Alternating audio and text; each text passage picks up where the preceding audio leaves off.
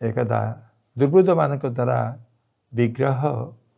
ये अपहृत हो चोरी होते मु चिंतित थी विग्रह पुनः स्थापन किपरि हम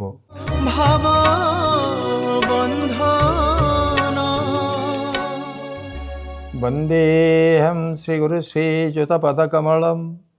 श्रीगुरून् वैष्णवांश श्रीरूपं साग्रजातं सहगण रघुनाथा मीतं तं सजीवं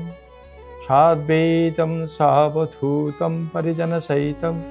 श्रीकृष्ण चैतन्य देवं श्रीराधा कृष्ण पादान् सगण ललिता श्री विशाखानितंस अज्ञानतिमिरन्धस्य ज्ञानाञ्जनशलाकया चक्षुन्मिलितं येन तस्मै श्रीगुरवे नमः। नीलाञ्चलनिवासाय नित्याय परमात्मने बलभद्रसुभद्राभ्यां जगन्नाथाय ते नमः। ए अनुष्ठान रे घटी एक अंग लिभा कथा को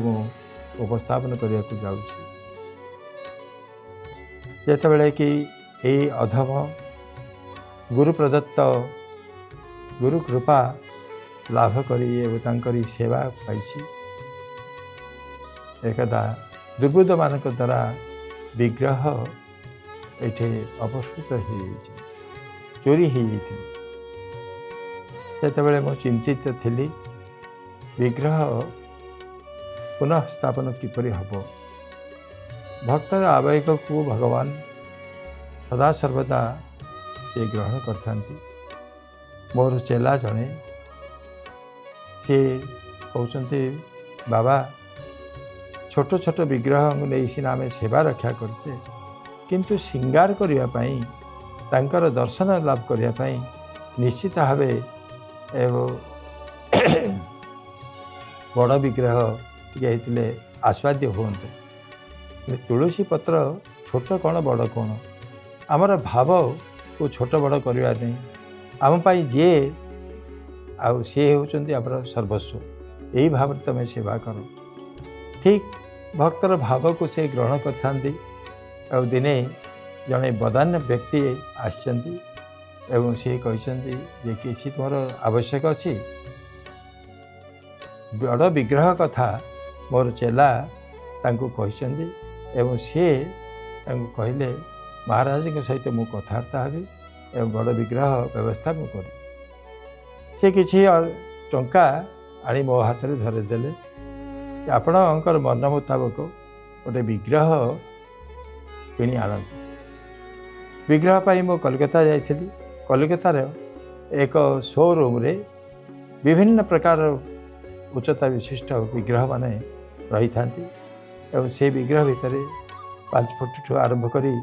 फुटिकिया विग्रह पर्यंत जोड़ी जोड़ी जोड़ी जोड़ी राधाकृष्ण जोड़ी एवं जगन्नाथ विग्रह इत्यादि सब रही था। मणि विग्रह विग्रह साधारणतः मणि विग्रह दारु विग्रह एवं मृत्तिका विग्रह आलेख सेवा विग्रह तेणु यही प्रकार मो 3 फुट 6 इंच एक जोड़ी भितर राधाकृष्ण जोड़ी भितर मो कृष्ण को मनोनीत कली एवं 3 फुट जोड़ी भितर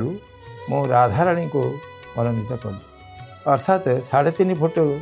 कृष्ण जोड़ी भितर कृष्ण को एवं 3 फुट जोड़ी भितर राधाराणी को मो मनोनीत करी देह दे विग्रह को आनी पहुँचेदेली। ठीक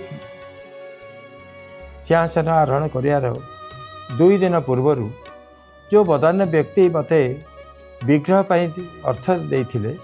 गोटे फोन आसला जे बाबा आपण तो विग्रह आनिले एवं को दुकान रू विग्रह आनिले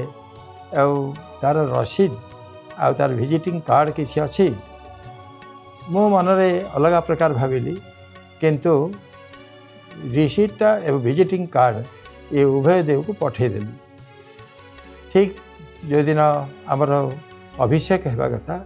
तार पूर्व दिन संध्या समय ही आसला गोटे फोन आसला बाबा मो राधाराणी की पठाऊँगी आपण से राधाराणी को रखी जो राधाराणी नहीं बदल देवे फेरे देवे बोले कहीं मु तो राधाराणी को चॉइस कर आनी ना नहीं आप फेरे दिंतु से विग्रह मो नुआ राधाराणी को पठे बोले रहस्य कौन भूल कोठ रहा कौन का कारण कौन कहतु अपनी भजन कथा न कह यथा तथा याते होइबे सावधान। तेणु भजन राज्य निजर अनुभूति को ताको व्यक्त करवा इथा तथा बिकिया सेटा तो उचित नुह किंतु भगवानकर जे अलौकिक विभूति अनुभूति जदि आमे भक्त पाखरे जदि व्यक्त न करिबा तेले भगवानकर महानता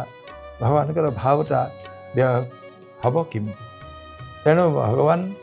निजर स्तुति को बयान कर भक्त मुखरे बयान करी से श्रवण करी आनंद मध्य पार भगवत भक्त तांकर स्तुति बयान करथाए तांकर स्त्री ठारू से दिन पूर्व दिन रात्र रे तांको स्वप्नादेश होइछि जे बाबा आसी श्रीक्षेत्र धामरू ए विग्रह चॉइस कर नेले किंतु 3.5 फुट जो विग्रह को नहीं सी होती मोर प्राणेश्वर एवं तांकर जोड़ी मु अवहेलित होकर रहीगली मोर प्राणेश्वर चलीगले बाबा नहीं गले मु रहीगली तुम्हें तुरंत मत नहीं से पहुँचाओ। स्त्री स्वप्नादेश पाइक जागृत होती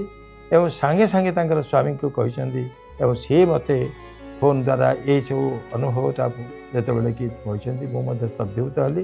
बर्तमान राधाराणी 8 नला पाखे आसी पहुँचले आपण तार व्यवस्था करूँ। देखु देखु समस्त मोर भक्त मैंने तैयार होते आज रात्र पाइले अभी महाभिषेक हे एवं नूतन विग्रह सिंहासन को जीवे ए अवस्था एवं राधाराणी निजे स्वतः प्रकट होती एवं आसुचंती तांकर प्राणेश्वर को निकट को यही वार्ता रे समस्ते विहल होकर कंठाक्त हो गले समस्ते आनंद उत्फुल्लित हेले नाम संकीर्तन सहित एवं हलदी पानी दुब करकुली पत्र घंट काहाली इत्यादि ये सब अभ्यर्थना फूल पुष्प हार इत्यादि आम बलिया पंडा पर्यंत धाई जाइछु आठे राधाराणी सहित दर्शन होठू आम वर्ण करी अभ्यर्थना पूर्वक महा आनंद शताधिक भक्त मान आम आनी मंदिर भितर स्थापन कलु एवं पुराणा जोटा कि आम द्वारा चॉइस होता विग्रह 3 फुट राधाराणी को से इनोभा गाड़ी रे कोलकाता प्रत्यार्पण कर ये भगवान कहबार तात्पर्य भगवान से विग्रह रूप में विद्यमान था खाली नुह भक्तर हृदयर आवेग अनुजाई सी पत्थर नुहति सी साक्षात रूप में कथा कहते एवं कथा कुआ ठाकुर एवं से विग्रह आज मोर आमर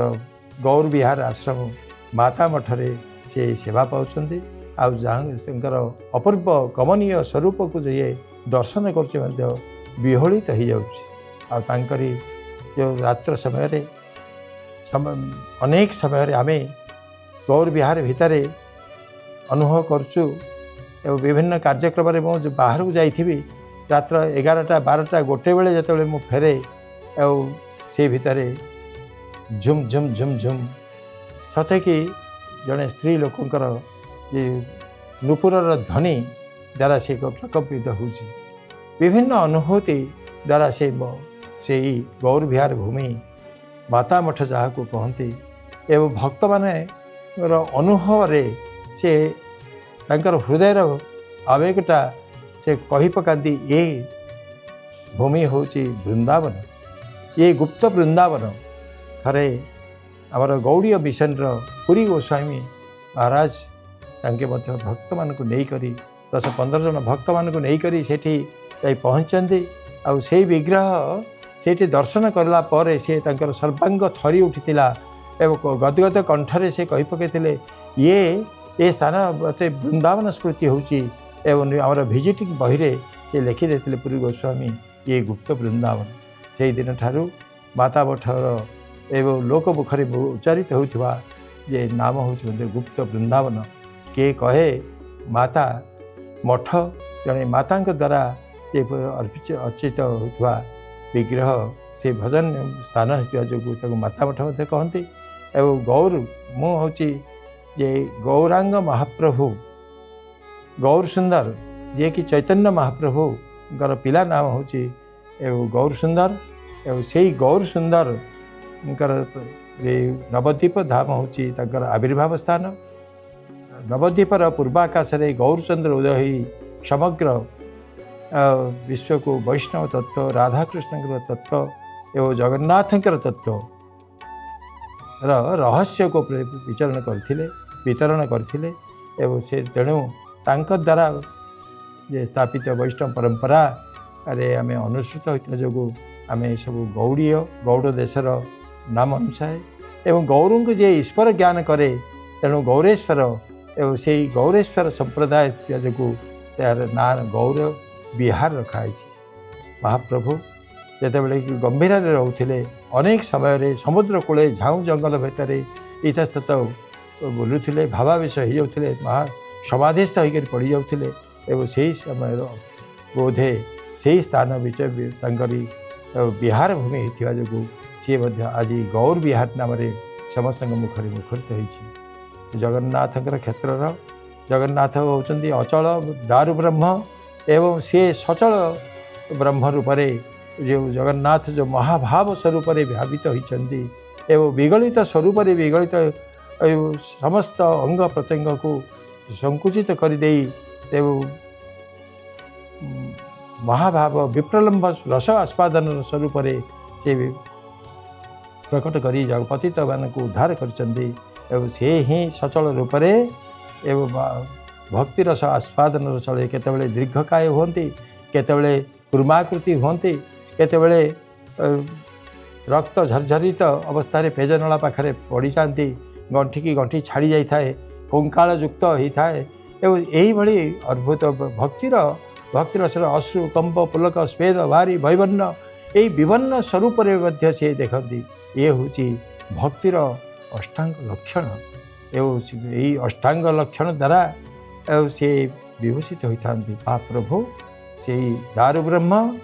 ଅଚଳ କିନ୍ତୁ ସଚଳ ରୂପରେ ଶ୍ରୀ ଚୈତନ୍ୟ ରୂପରେ ଭକ୍ତ ପ୍ରବର ରୂପରେ ସେହି ଜଗତକୁ ଭକ୍ତିରସକୁ ଆସ୍ୱାଦନ କରିଥିଲେ, ନାମ ପ୍ରେମକୁ ବିତରଣ କରିଥିଲେ ଏବଂ ଜୟ ଜଗନ୍ନାଥ ଜୟ ଜଗନ୍ନାଥ। मंत्र जानी